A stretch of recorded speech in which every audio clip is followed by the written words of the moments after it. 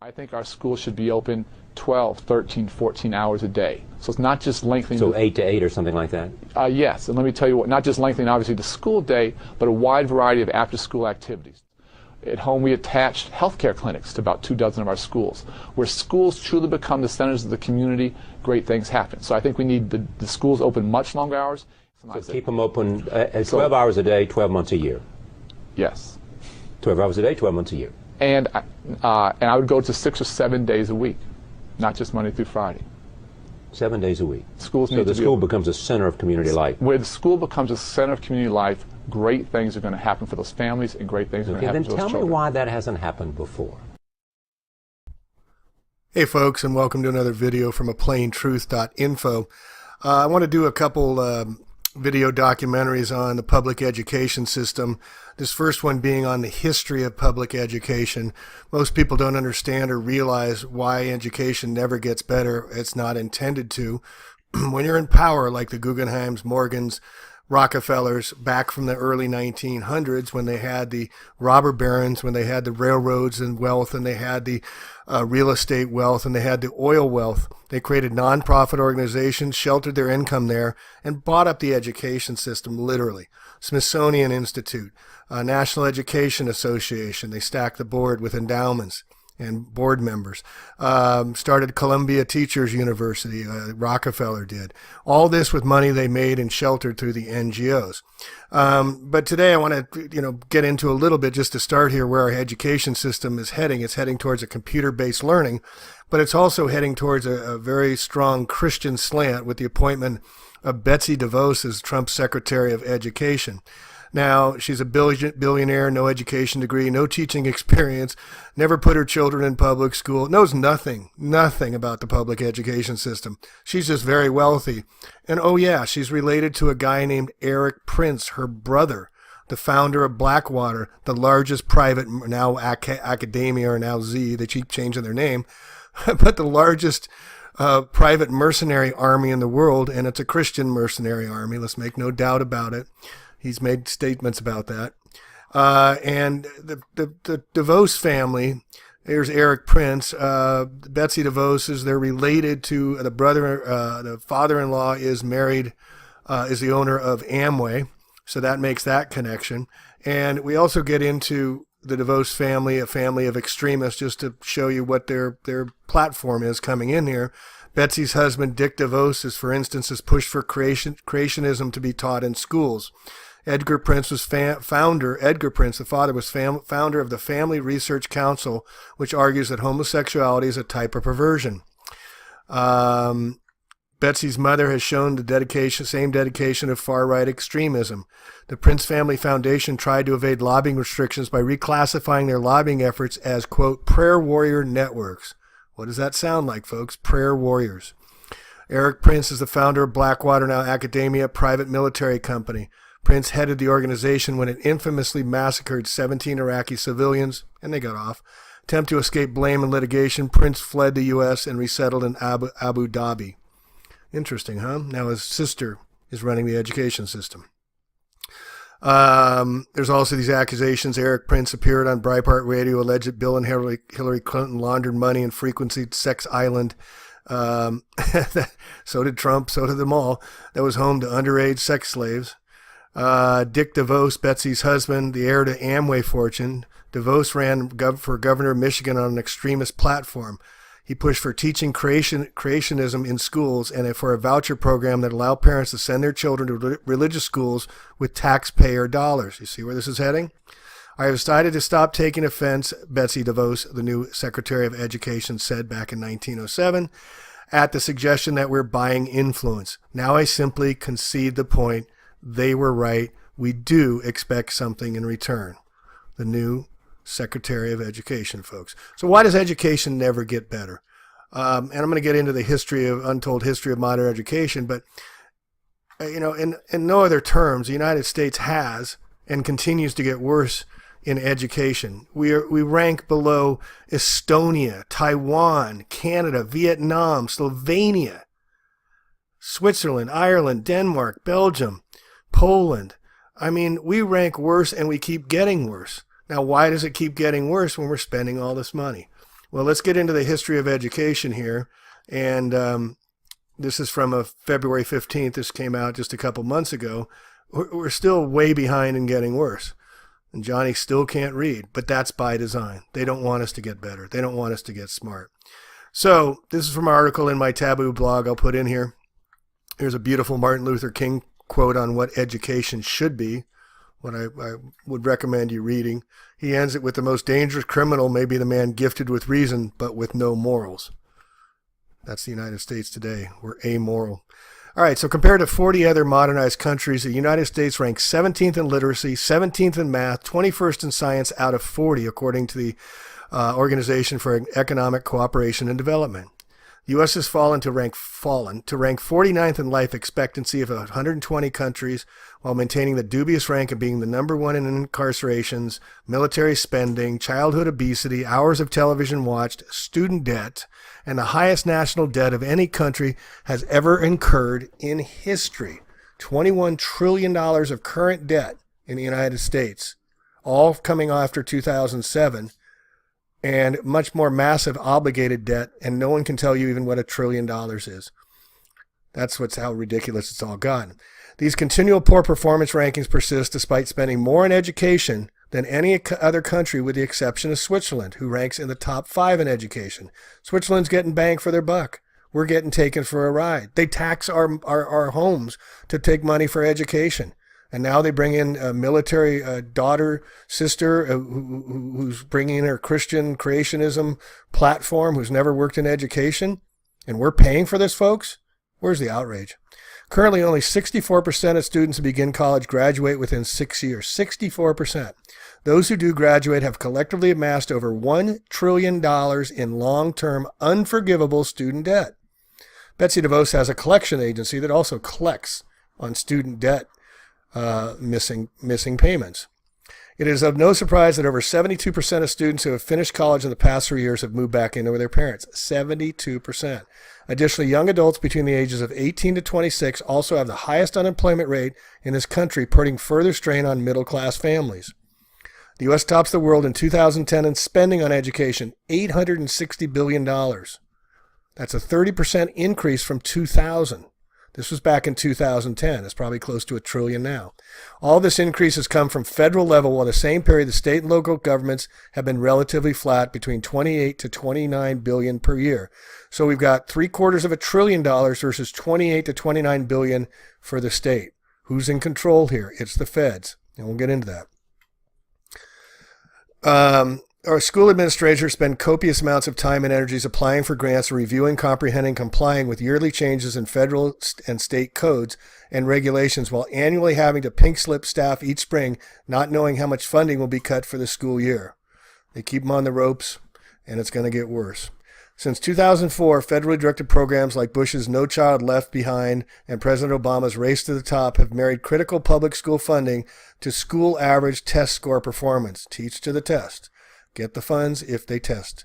The government's stated goal of these programs is to get a national standardized education performance system in place to set a standard benchmark, as well as to develop a one-size-fits-all nationalized education system, so that if a family relocated to another state, the curriculum and testing would be equalized and consistent. What a bunch of baloney. One mind, one hive mind is what they're trying to do here. By 2010, the national failure rate was over 50%, with the No Child Left with a Mind ranking the worst of 89%, and California towards the lower end at a 26% failure rate. Principals and teachers were put on notice that if the numbers did not come up to benchmark standard, their jobs would be in jeopardy. While public media hails each new presidential educational initiative, over the past years, public schools quietly being foisted with a new business global education product called Common Core. And we'll get into Common Core. It's based in India on the stock exchange. That should tell you something. But it's all getting into the computer-based learning. Over the past 5 years, Core International in India has been the fastest growing company in India, with an amazing annualized 52% growth rate in net income. Why is an Indian education system permeating throughout the United States education? We'll get into that in the Common Core section in the next video doc. So very few have any idea how our modern public education was born, as to who drafted, funded, and designed our current education system and what their stated plans and goals were for the public education. Many feel that given the amount of money, we should be producing a much higher quality students. Yet that was never the intention of the original framers of our educational system, as you can read below. In fact, the system is working exactly as they designed it, probably even better. Quote, this is from first mission statement of J.D. Rockefeller to the General Education Board in 1906. Quote, in our dreams, people yield themselves with perfect docility to our molding hands. The present education conventions of intellectual and character education fade from their minds, and unhampered by tradition, we work our own goodwill upon a grateful and responsive folk. We shall not try to make these people or any of their children into men of learning, or philosophers, or men of science. We have not to raise up from them from authors, educators, poets, and men of letters, great artists, painters, musicians, nor lawyers, doctors, statesmen, politicians, creatures of whom we have ample supply. The task is simple. We will organize children and teach them in a perfect way the things their fathers and mothers are doing in an imperfect way. So J.D. Rockefeller and his oil interest, he amassed over $663 billion in today's dollars. And I was saying here that the Rockefellers, the Guggenheims, the Mellons, the Vanderbilts, Peabodys, they started all these foundations where they created the NGOs. In 1900, there were 21 corporate NGOs, nonprofit organizations, and by 1990, some 50,000 had spawned. This is how they sheltered their wealth, and they used the NGOs to buy up the education system. The newly created social propaganda campaigns they were able to start with all this money was created by the likes of the fathers of propaganda, Walter Lippmann and Edward Bernays. They were able to regularly sell the public at will on the idea that NGOs were solely philanthropic and good for all. In his book PR, Social History of Spin, Stuart Ewan writes, quote, novel strategies of social management and the conviction that a technical elite might be able to engineer social order were becoming attractive. Accompanying a democratic current of social analysis that sought to educate the public at large, another more Kabbalistic tradition of social scientific thought was emerging, one that saw the study of society as a tool by which a technocratic elite could serve the interest of vested power, end quote. The titans of the industry, as the PR men dubbed them, were the top and planned to stay there at the top for generations to come. With such large controlling wealth through the foundations came a resilient web of many useful friends in the political arena and businesses. With connections in banking, Wall Street law firms, media executives, and proprietors along behind the scenes of PR firms, they could ensure any type of publicity and financial backing they wished, including the masking of their true agendas. Through the largest of their foundations that still exist today, the Rockefeller Foundation, Carnegie, Mellon, Vanderbilt, Morgan, and Guggenheim, they colluded to begin the process of designing our current public education system. J.D. Rockefeller, quote, the ability to deal with people is as purchasable a commodity as sugar or coffee, and I will pay more for that ability than for any other under the sun. This was the wealthiest man in the world, even more wealthy than today's Gates and the rest of the guys. So he kick-started the creation of the General Education Board, the GEB, with $1905, initially $1 million, then increased it to $10 million in 1907. Those were huge numbers back then. Later, he added $32 million through subsequent decades and granted some $7.5 billion. Remember what Betsy DeVos said, influence, but money buys influence. We just admitted. So in 1913, the 62nd Congress created a commission to investigate the role of these newly created NGOs. Here's what they concluded, quote, the domination of men in whose hands the final control of a large part of American industry rests is not limited to their employees, but is being rapidly extended to control the education and social services of the nation. 1913. The giant foundation exercises enormous power through direct use of funds, free of any statutory entanglements, so they can be directed precisely to the levers of a situation.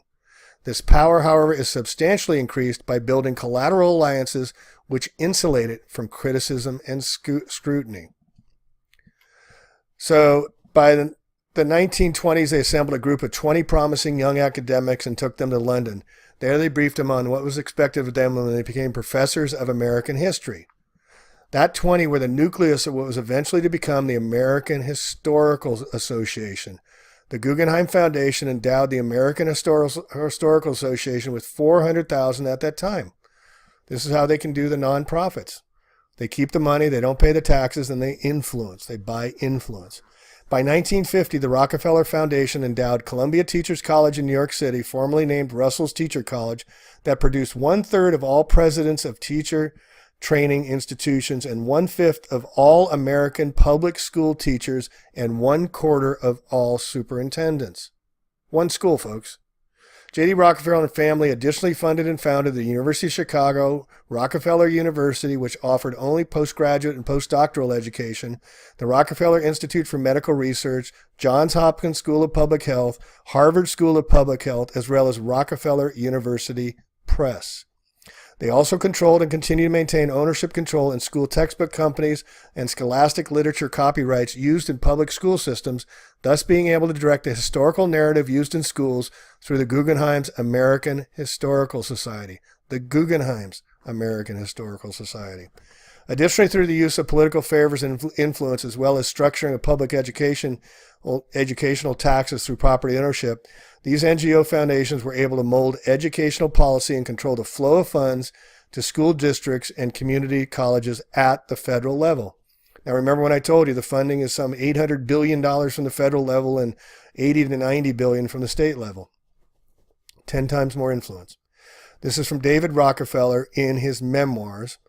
Quote, for more than a century, ideological extremists at either end of the political spectrum have seized upon well-publicized incidents such as my encounter with Castro to attack the Rockefeller family for an inordinate influence they claim we wield over American political and economic institutions. Some even believe we are part of a secret cabal working against the best interest of the United States. Characterizing my family and me as, quote, internationalists and of conspiring with others around the world to build a more integrated global political and economic structure, one world, if you will. If that's the charge, I stand guilty and I'm proud of it. A secret cabal working against the best interest of the United States. David Rockefeller, I stand guilty and I am proud of it. So, in 1936, Rockefeller, Standard Oil, Firestone, General, and Mack Trucks created the fictitious United Cities Motor Transportation Corp., which I just got into in the last video, and you should listen to that. It's very important to understand how long they've been controlling the influence. But this is from John Taylor Gatto, the author of The Underground History of Education. He was 3 times New York Teacher of the Year. Guy has tremendous credibility, and he was spoken out loudly, and I really highly encourage all education people to read his books. He's got several out. Quote, the power of the individual large foundation is enormous. Its various forms of patronage carry with them elements of thought control. It exerts immense influence on the educational process, and educational institutions. It is capable of invisible coercion. It can materially predetermine the development of social and political concepts, academic opinion, thought leadership, and public opinion. The power to influence national policy is amplified tremendously when foundations act in concert. There is such a concentration of foundation power in the United States, operating in education and the social sciences, with a gigantic aggregate of capital and income. This interlock has some of the characteristics of an intellectual cartel. It operates in part through certain intermediary organizations supported by the foundations.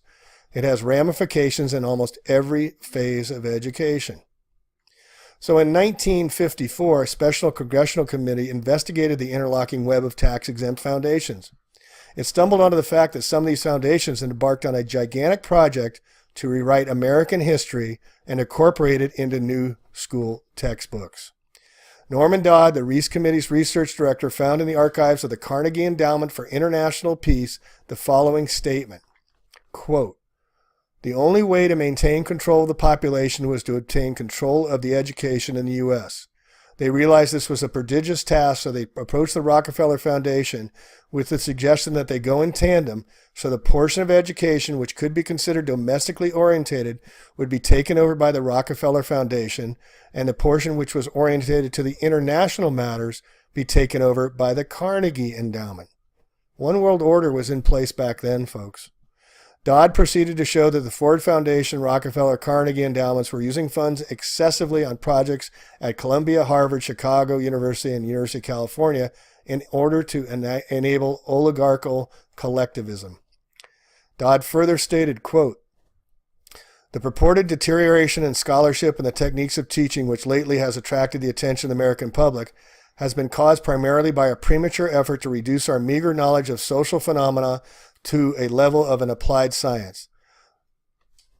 The Reese Commission also indicated conclusively that the responsibility for economic welfare of the American people had been transferred heavily to the executive branch of the federal government, that a corresponding change in education had taken place from an impetus outside the local community, that this revolution had occurred without violence and with full consent of an overwhelmingly majority of the electorate.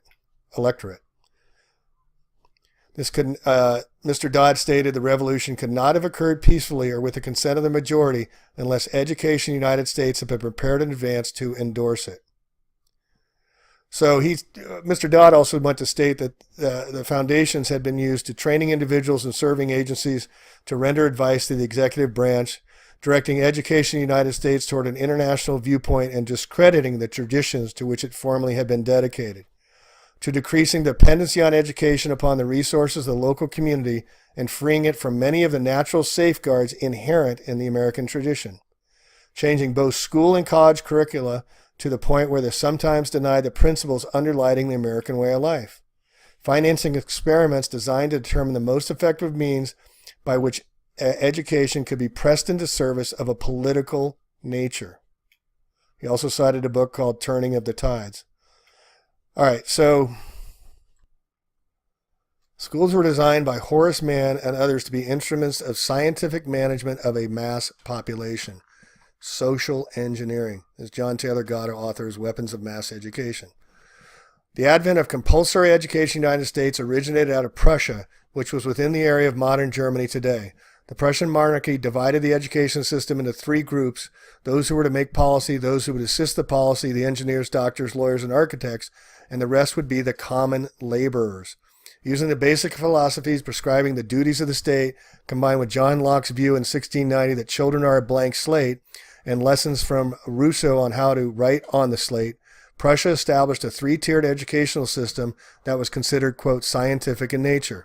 1807, the system was in place by 1819. An important component of the Prussian system was how it defined for the child what was to be learned, what was to be taught, how long to think about it, and when a child was to be allowed to think of something else. This is why we have spells in school. This is also where the Pavlovian bell ringing each hour of the class time comes from, because when the bell rings, you forget what you just learned, and you're going to learn something else. You ring the bell, you forget what you just learned, and you go learn something else.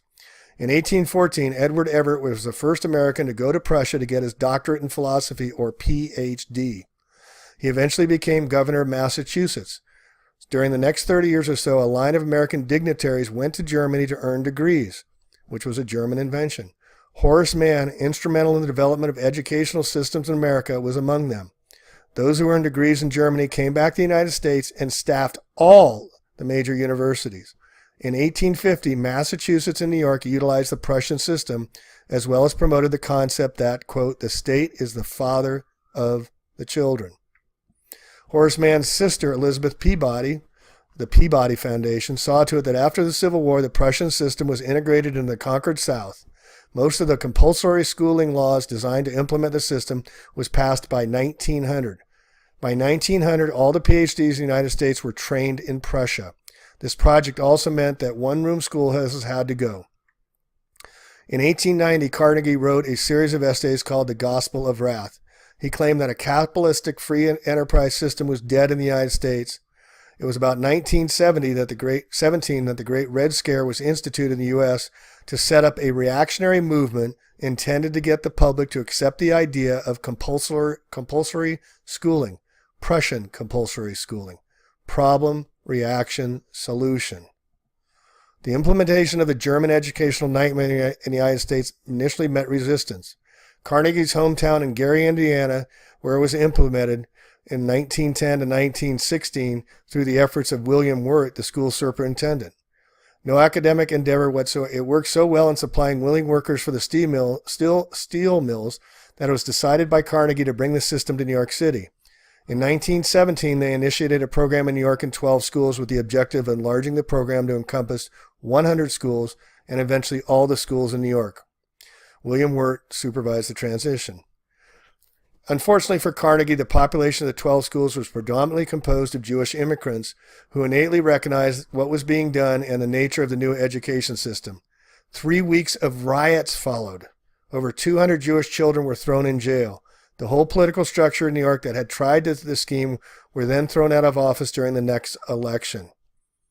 Why doesn't that happen here? Because we're numb and dumbed down. So this is a quote from the National Education Association meeting in 1913. We view with alarm the activity of Carnegie and Rockefeller agencies not in any way responsible to the people in their efforts to control the policies of our state and state educational institutions, to fashion after their conception, to standardize our courses of study, and to surround the institutions with conditions which menace true academic freedom and defeat the primary purpose of democracy as heretofore preserved inviolate in our common schools, normal schools, and universities. Another great influence in how public education would be directed was by John Dewey, known as the father of the progressive education movement, and a great influence with the powerful National Education Association. Dewey's progressive model of active learning or pragmatism promoted a revolt against abstract learning and attempted to make education an effective tool for integrating culture and vocation. He was responsible for developing a philosophical approach to education called experimentalism, which saw education as a basis for democracy. He was to turn public schools into indoctrination centers to develop a socialized population that could adapt to an egalitarian state operated by the intellectual elite.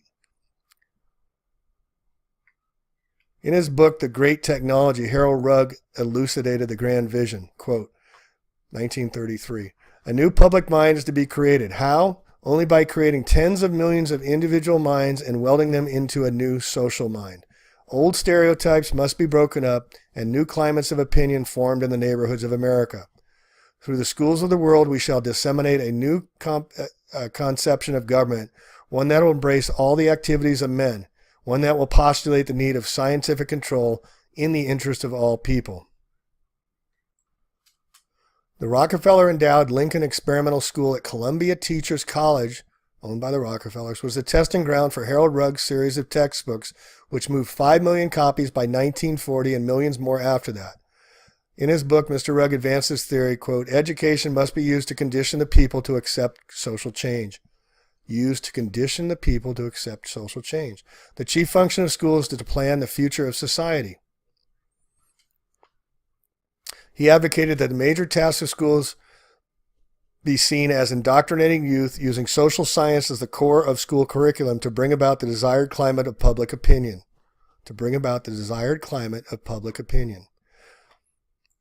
Also, the attitude that educators as groups were vastly superior to a priesthood, and to create swiftly a compact body of minority opinion for the scientific reconstruction of our social order.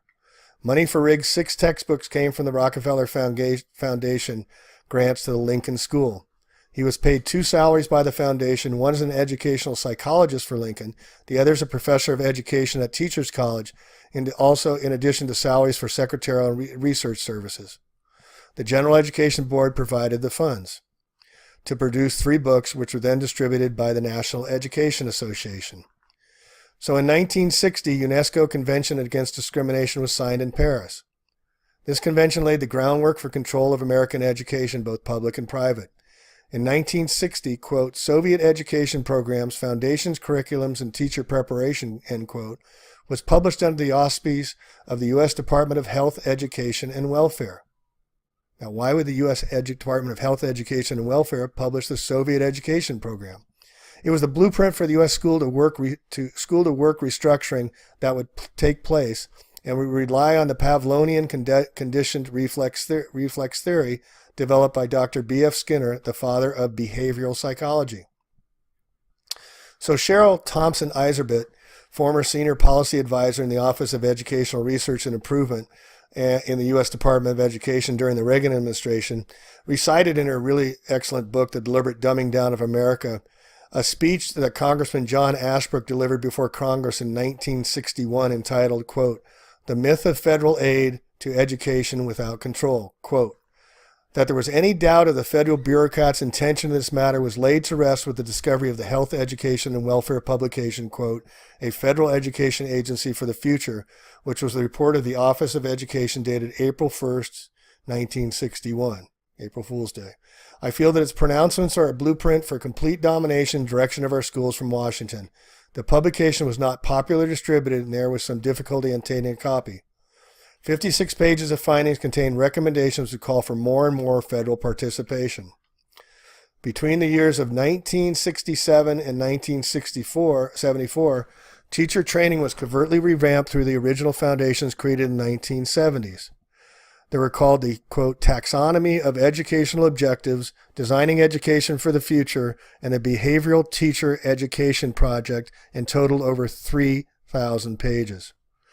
Just highlighting, John Gatto highlights it, is designed for public education for the future, collusion with the Federal Education Department and the presumably independent states. Behavioral Teacher Education Project outlines teacher reforms to be forced on the country, unwilling, of course, after 1967. The impersonal manipulation through schooling of a future America in which few will be able to maintain control over their own opinions. This is mind control. Taxonomy of educational objectives, outcome-based education, mastery learning, outcome-based education. Where did we hear that for recently, right? This is where it all comes from. They plan it long, long in advance. I would be dubious if any parent in the U.S. would send their children to school under these auspices if they were thinking people. In this fashion, children would learn proper attitudes and have their improper attitudes remediated. In all stages of school, manipulations testing would be essential to locate the child's mind on an official continuum. So in 1972, Dr. Chester M. Pierce at Harvard wrote an article entitled, quote, Becoming Planetary Citizens, A Quest for Meaning, in the issue of Child Education. Quote, creative altruism. In the past 40 years, social science experimentation has shown that by age 5, children have a lot of political attitudes. Regardless of economic or social background, almost every kindergartner has a tenacious loyalty to his country and its leaders. This phenomenon is understandable in the psychological terms of loyalty to a strong father figure and the need for security. But a child can enter kindergarten with the same kind of loyalty to Earth as his homeland. In 1980, Schooling for a Global Age, author James Becker, in the preface to Mr. Becker's book, Professor John Goodlad, who has been at the forefront of implementing a global education system, wrote this, quote, Parents and the general public must be reached also. Otherwise, children and youth enrolled in a globally orientated program may find themselves in conflict with values assumed in the home. And then the educational institution frequently comes under scrutiny and must pull back. And then Aaron Russo, a producer and director of movies like The Rose, Trading Places, and Wise Guys, did a documentary that everybody should watch called Freedom to Fascism. He ran for governor of Nevada and got to be friended with one of the Rockefellers, and he opened up to him. The Rockefellers did while they're still buddies, Nick Rockefeller. And this is what Mr. Russo retells in his documentary, that the feminist movement in the 1960s was manufactured so that women would have to enter the workforce and so that more taxes could be collected with women working, thus having to pay taxes. Additionally, children would then have to be put into daycare and preschools where indoctrination could begin at a much earlier age. Children would have to be put into daycare and preschools where indoctrination could begin at a much earlier age. The state could then be seen to the children as part of the family. Talk about mind programming. So in 1998, Representative Bob Schaefer placed in the Congressional Record an 18-page letter that has become known as the Dear Hillary letter. What it says is the letter is the National Center on Education and Economy, and this letter he lays out a plan to 1. Remold the entire American system into a seamless web that literally extends from cradle to grave. It is the same for everyone and is the same system for everyone, coordinated by a system of labor market boards at the local, state, and federal levels, where curriculum and job matching will be handled by the counselors accessing the integrated computer-based programs. Okay, computer-based programs we're talking about in 1998. Mr. Tucker's ambitious plan was implemented in 3 laws passed by Congress and signed by Clinton in 94 and the Goals 2000 Act, the School to Work Act, and the reauthorized Elementary and Secondary Education Act. Still Johnny can't read. These laws established the following mechanisms to restructure the public schools. 1994. Bypass all elected officials on school boards and in state legislatures by making federal funds flow to the governor as appointees on a workforce development boards. Use a computer database, aka a labor market information system, into which school personnel would scan all information about every child and his family identified by the child's social security number, academic, medical, mental, psychological, behavioral, and interrogations by counselors. The computerized data would be available to the school, the government, and future employees. And who else, folks? Big Brother. So use, quote, national standards and, quote, national testing to cement national control of tests, assessments, school honors and rewards, financial aid, and the certificate of an international mastery, which is designed to replace the high school diploma. Designed on the German system, the Tucker Plan objectives are to train children in specific jobs to serve the workforce and the global economy instead of to educate them so they can make their own life choices. So we see that in action today in the federal government. A recently created private-public partnership with the federal government called the 0 to 3 wants to reach out to children cradle to 3 years of age. On the website of 0 to 3, the organization describes itself as a national nonprofit organization that provides parents, professionals, and policymakers the knowledge and the know-how to nurture early development. Neuroscientists have documented that our earliest days, weeks, and months of life are a period of unparalleled growth when trillions of brain cells connections are made. Research and clinical experience also demonstrate that health and development are directly influenced by the quality of care and experience a child has with his parents or adults. So why do they want to get them from cradle to grave? Well, School Readiness Interactive Birth to 3 is a web-based interactive learning tool to help parents and caregivers support their young child's early learning. You'll find age-based information on how children develop the 4 key skills: language and literacy skills, thinking skills, self-confidence, and self-control, that are critical to later school success, because we rank number 50 and going worse. Also, the Center for American Progress is receiving a doubling of funding from the Obama administration. This was back in, I believe, in 2011. All children ages 3 and 4 should be able to voluntarily attend a full-day public preschool program. Preschool should be free for children from families at or below 200% of the federal poverty line. Children from families above 200% should be charged a sliding tuition copay ranging from about 30% to a cost of 95%. This private-public program is being funded extensively by the Soros Foundation and is necessary because, according to Arne Duncan, Secretary of Education, the parents will have to be working 2 to 3 jobs in the future to support his family. And in his vision, every public school will soon become the hub of every community that he wants to be open 24/7, 365, where after-school programs are managed by their NGOs and open to 9 p.m. Additionally, he would like to see these hubs of community provide 3 meals a day to children and offer full health care services. This is your nanny state, folks. Already we're seeing the implementation of his visions, where school enforcement programs like the state-mandated vaccinations and the providing of fluoridation pills to children at schools are being carried out, where profits go to the corporate medical industry as costs are socialized to the people. All right, wrapping up piece 1 here. We are creating the most meaningful reform of the education system in a generation, designed to fundamentally transform America's education system.